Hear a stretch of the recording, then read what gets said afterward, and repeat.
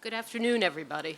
I'm Judy Singer. I'm the Senior Vice Provost for Faculty Development and Diversity, and I want to welcome all of you on behalf of the Office of the Provost to this event on stylish academic writing.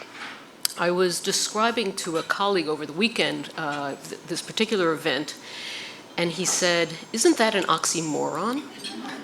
And unfortunately, having to read a lot of prose across a lot of disciplines, sometimes it does sound like it is an oxymoron. But I think today what we're going to learn is that it is possible to write well, write clearly, and write for your colleagues.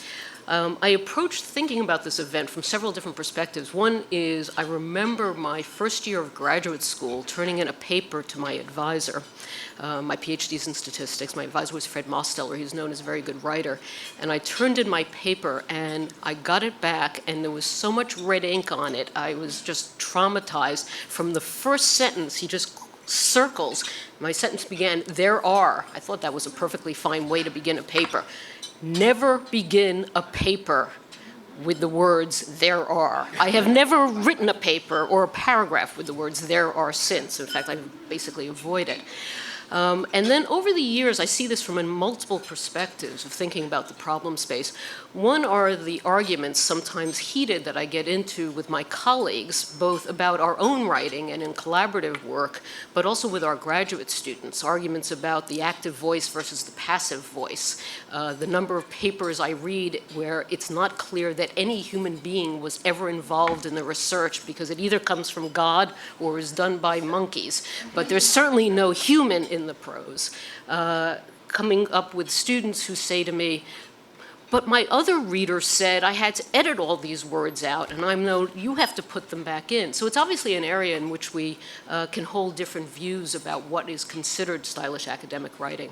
I also have a particular perspective of being involved in most of the appointments processes across the university, and therefore reading appointments dossiers and tenure dossiers across the universities, as well as papers from a variety of fields. And what goes for stylish writing in one field is very different from what happens in another field. I'll also make a parenthetical note that my favorite dossiers are written by Steve Pinker. You should be lucky enough to have Steve make your case for tenure. It's really quite a statement. The idea for this event came when Helen Sword contacted me, said she was going to be in the States and was interested in speaking with a group of faculty about this topic. And we have been running a series on publishing, more generally for the faculty, from a variety of perspectives. And the notion of thinking about how to write well was something that was quite appealing to us, but we had to figure out how to time this with Helen's schedule, since she comes from the other side of the planet. And then we wanted to have two other perspectives on the panel. One of a faculty member who thinks quite closely about writing and every word and how it's presented, and Steve Pinker was very gracious in accepting our invitation, as well as Elizabeth Knoll from Harvard University Press, who has done a lot of work with us on these book publishing events. And if you're interested in learning about the book publishing business, I can think of no one better than Elizabeth Knoll to be your guide. So with those opening remarks, I'm going to turn this over to Amy Brand, my colleague in the Provost office, Assistant Provost for Faculty Appointments and Faculty Information, who, oh, by the way, was an editor at MIT Press in a former lifetime, so really comes out of the book publishing industry as well. And thank you very much for coming. Bye-bye.